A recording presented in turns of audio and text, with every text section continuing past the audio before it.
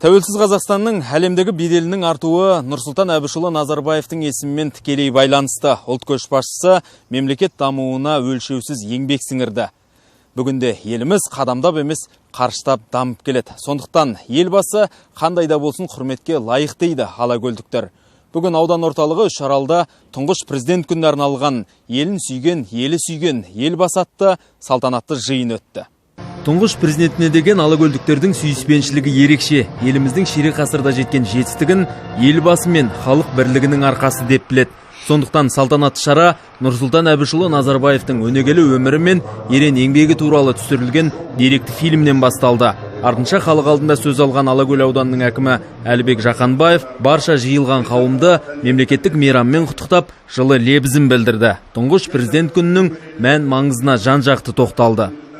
Еліміз үшін күрделі кезеңдерде мемлекет басшысы халқының бақытты өмірі, баянды болашақ үшін бар қазір қайратымен еңбек етті.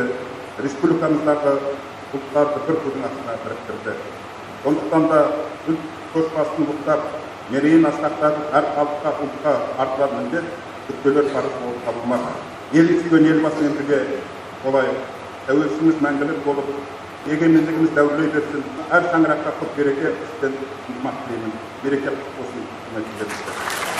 Бүгінгі салтанатты жиында тұңғыш президент күні қарсаңында өткен байқаулардың жеңімпаздары марапатталды. Бұл қатарда тіл тәуелсіздік тірегі атты жас ақындар мүшәйрасы мен елін сүйген, елі сүйген елбасы тақырыбында шығарма жазу және сурет салу байқауларының жүлдегерлері бар. Оларға аудан басшысы арнайы дипломдар мен бағалы сыйлықтар табыс етті.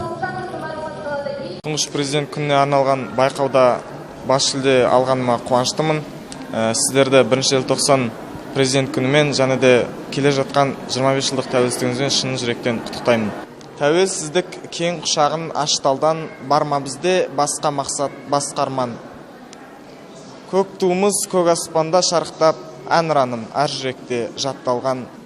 Қазақстан бірлігін сақтап тұрған қазағым елбасымен мақтанады, еліне нұрын құйған Нұр ағамның есімі әр жүректе жатталады.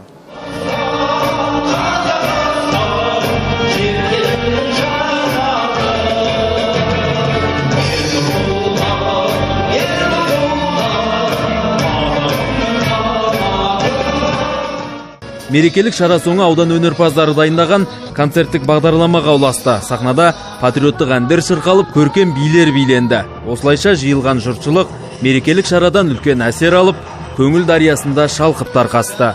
Думан Алтынбекұлы, Нұржан Мұқанов, Жетісу телеарнасы, Алакөл ауданынан.